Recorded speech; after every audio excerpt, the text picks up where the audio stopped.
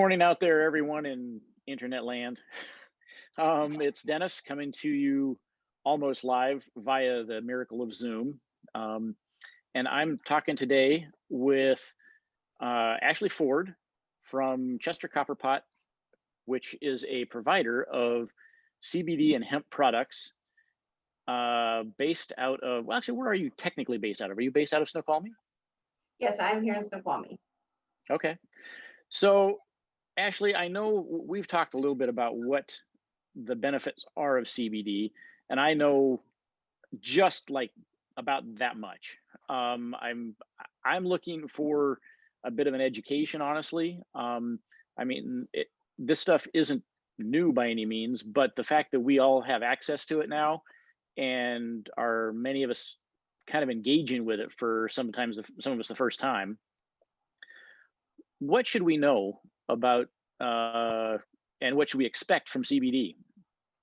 Well, one good thing to know about CBD is that you're not going to get high and trippy like most people think. A lot of people, there's a lot of confusion with the marijuana and the hemp plant. They're both cannabis plants, but Hmm. the hemp plant it grows about 15 feet high, and it has a lot of CBD but very little THC. And then you have the marijuana plant that is full of THC, and that's the high that everyone loves to get. Back in the '60s and the hippies and everything. And Right. okay, you get the same benefits from both.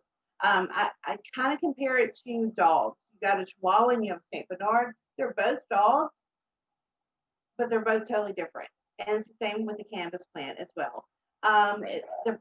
The medical properties of it's fabulous what hemp and marijuana can do for our bodies.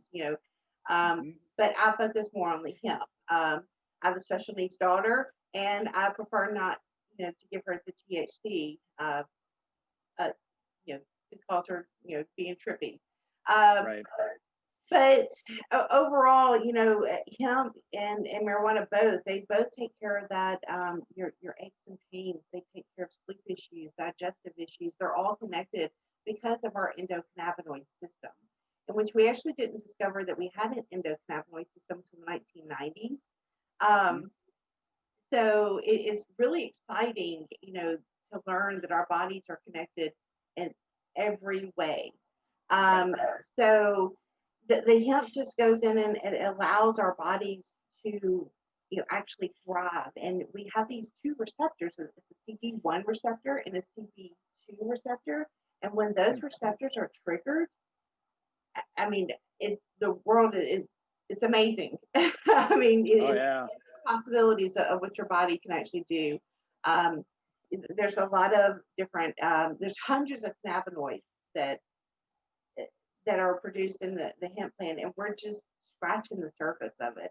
We've already discovered CBD, which is cannabidiol, and then we have CBG, which is cannabidiol, but there's CBN, there's CBC, there's CB. Oh really? It just goes on like hundreds and hundreds and hundreds.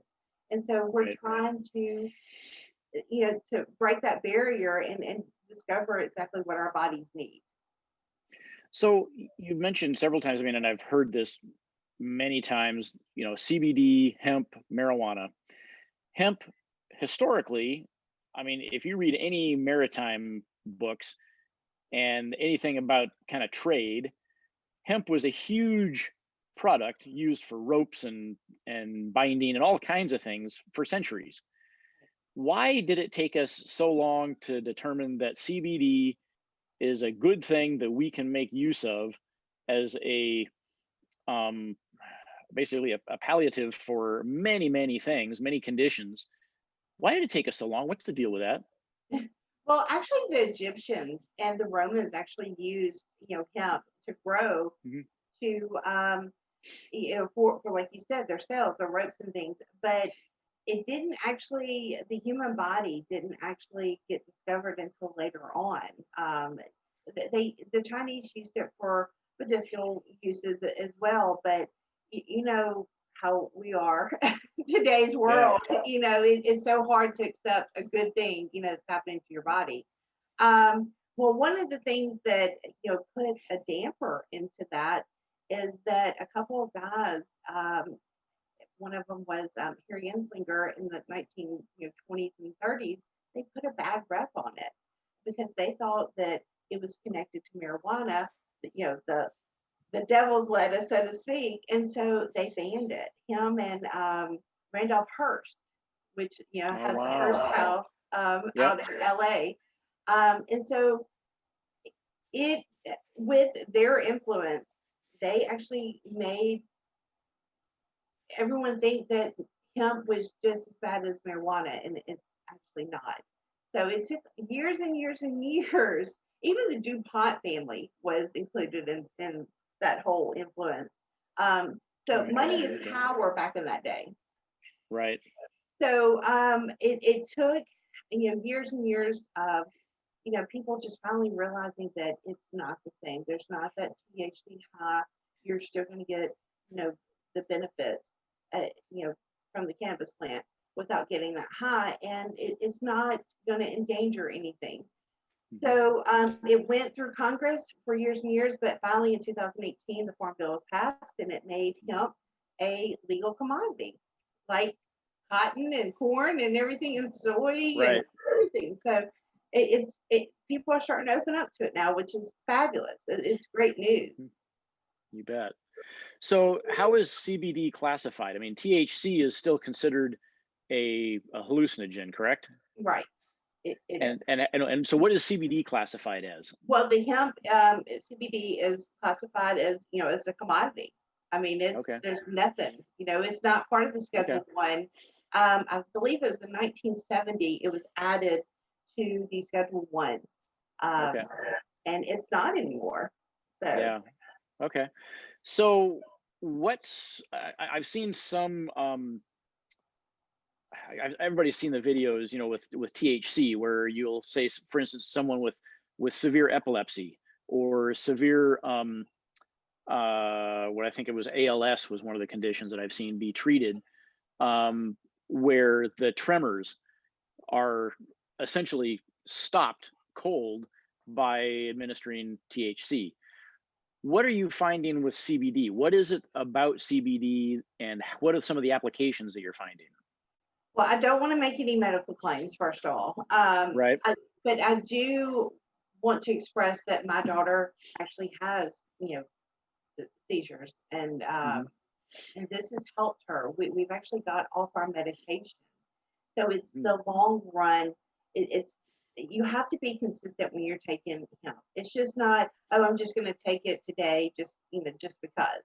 Right. You have to be consistent, and then those receptors that I was talking about, it actually triggers those receptors, and it's like, oh, well, come on in, and we'll know where to go in our body because our body produces cannabinoids naturally. Like we produce insulin, we just don't produce enough of it, so we're deficient in cannabinoids. And so when our bodies are deficient, like if they're deficient in vitamin D or something, your body's out of whack. Well, our bodies are out of whack because we're deficient in cannabinoids. So that's interesting because I know we've all heard about, especially living here in the Northwest, that we're vitamin D deficient, and that's actually a contributor to the breast cancer and many other cancer rates that we experience here that a lot of the rest of the world doesn't see because, well, they get more sunshine. Um, so how is it that we are deficient? I mean, I would assume that everybody in the country, because it's not just here, but I mean, and actually, maybe that's even a more interesting question. There are now, what is it? There's 29 states or something like that that have legalized the use of marijuana, and there's still some things pending in federal courts to sort that out. But the thing that's I'm curious about is how is it that I gotta frame this question in a way that actually makes sense. It's in my head. I'm getting there. Um, so if we're deficient in CBD, um, historically, what have we seen as a result of that deficiency? What kind of symptoms are we seeing, and what is it that we're addressing by putting it back into our systems? Who do you know that doesn't have sleep, aches and pains, or anxiety? Who, who Okay. do you know that doesn't have any of those items? you know at least someone, and probably yourself, that has at least one of those three, if not all, Right. of those problems. It's we are deficient in so many ways. Mhm. Like I said, it's over time, that this starts kicking in, and you will actually see your body. You may think that you're actually taking it for anxiety, but it might be helping your digestive issues, or it might be sleep. You know, Mhm. you might be getting a better night's sleep, from it.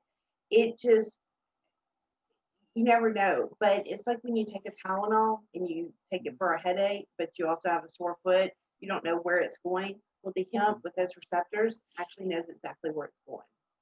Yeah. So Yeah. if that makes sense to you.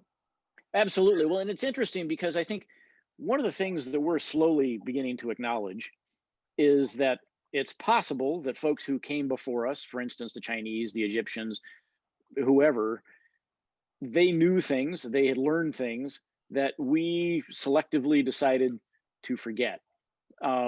For instance, actually, my girlfriend Alex and I were talking about this just the other day. The reflexology, treatment of your feet and the Yes, connections. We were doing an experiment the other day. It's like, okay, if I push here, where do you feel that? And if you do that experiment yourself, you're like, wait a minute, how can my foot possibly be connected to, for instance, my liver? How can that be? But the reality is that the Chinese and the Egyptians and you name it, many, many cultures have acknowledged that there are connections in our bodies that we don't think about anymore. we don't. And And and to me, it feels like like CBD is very similar to that, most definitely. It's, like there for a while, chiropractors got a bad name. right? And now, the people are starting to live a healthier lifestyle, and, and starting to see that we are connected, that you can press your earlobe, and it Hmm. helps with this, or you rub your stomach the right way, and it's all connected. Right. So, yes, and so hemp is actually, a lot of doctors, and I'm not dissing doctors in any way, but a lot of them just like to hand out man-made pills, Hmm. and just to cover up the problem when we need to get to the root of the problem, and and Right. and, and dig down to the deeper issues. I'm not saying anything about, Western, medicine, but let's just take a step back, and see if we can heal Right. ourselves naturally. Yeah. No, it's interesting because it seems one of the things I've been observing. I grew up in, just to be for full disclosure, my dad was a small town doctor in Alaska, and he was technically a PA, but he worked with doctors and worked in small villages, and prior to that, he was a pharmaceutical rep. So I've spent all of my growing up years being around pharmaceuticals and Western medicine and everything that happened there. And the interesting thing is that my folks believed wholeheartedly in the application of Western medicine to every possible scenario. It was just that was the answer until my mom went through and had a series of back surgeries after she slipped and fell on the ice when I was a kid, and then the pain that was associated with that for years, she could not find any way to address it properly. And it was drugs or surgery. And when my folks were living in Portland, there was an alternative medicine symposium that happened down in Bend. They ended up going to that, and my mom got talked into trying acupuncture. That's a huge leap for my mom. I mean, you have to understand, she's like, this is magical stuff, this doesn't work. I mean, I can't believe I'm doing this. She went ahead and did it, and that was the first time that she in probably 25 years had been able to travel in the car pain free for more than like 15-20 minutes. They drove all the way back to Portland, and it was back actually the next day before she was feeling some of the same pain that she'd been experiencing. And that was actually that took place, what, 20 some years ago. And that was the first time that my eyes were open to, like, okay, maybe there's something I need to be paying attention to here. And to me, this really feels like the conversation we're having now.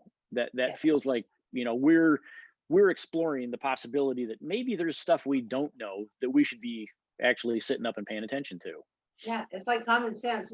Back in the days, I know that they didn't have access to clean water and things, but overall, people were healthier. Their balance, Mhm.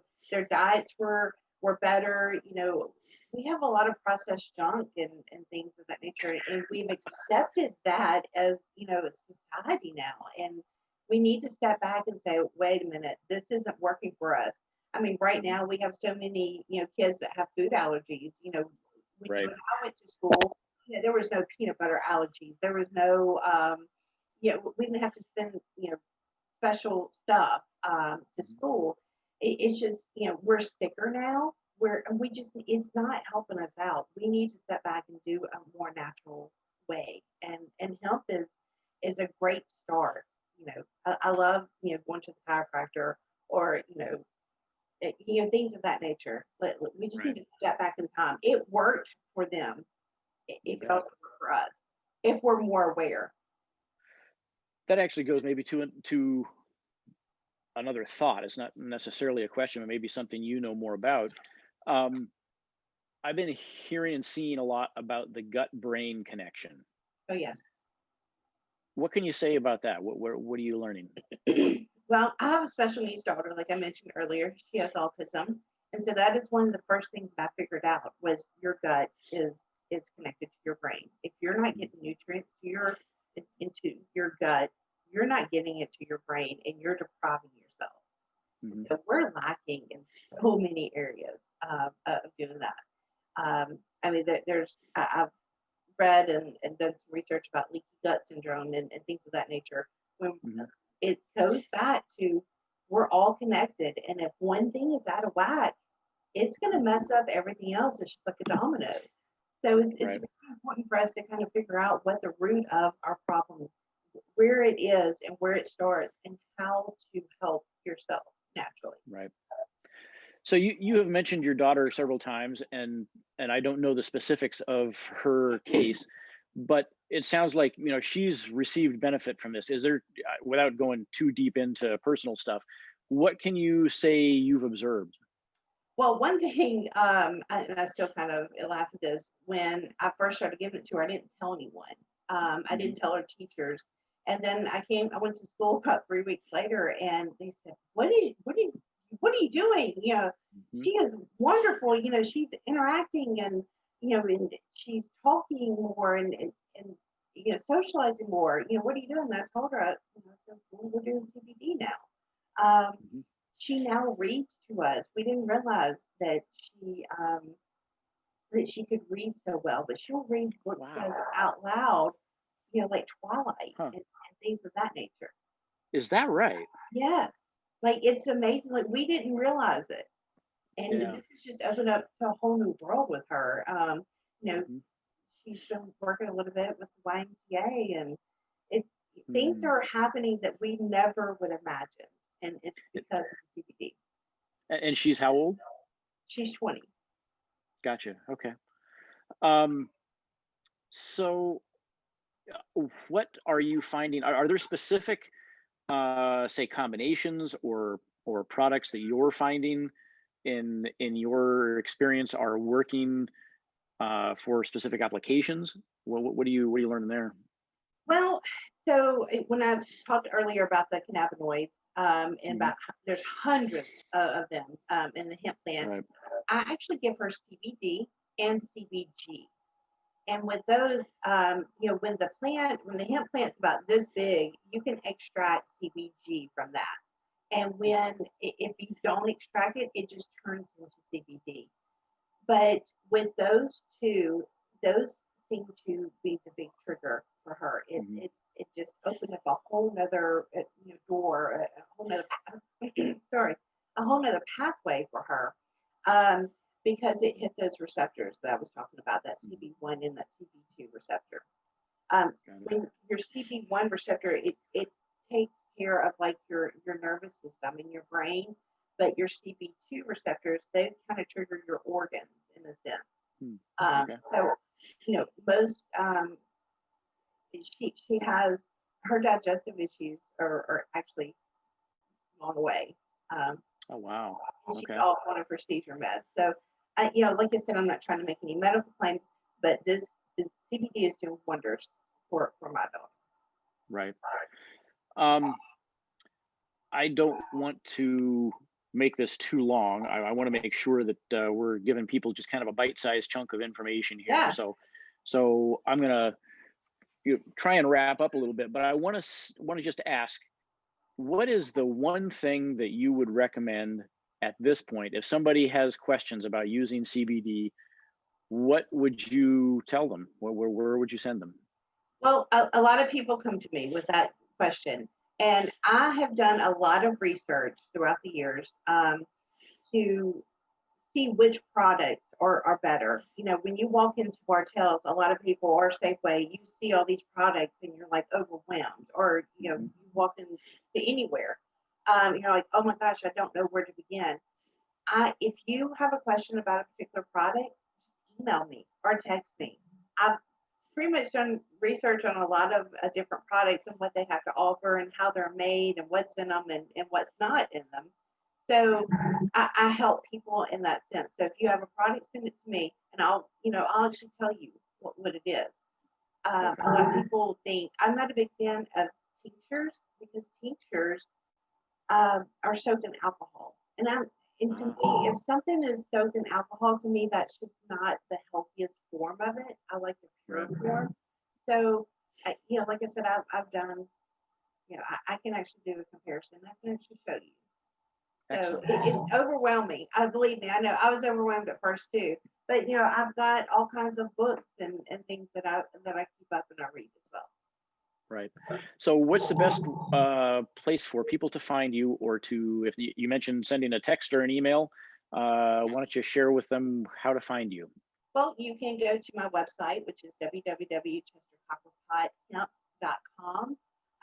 You'll find all my information there. You can email me there. My phone number is also on there as well. So, yeah, anytime. Perfect. Okay.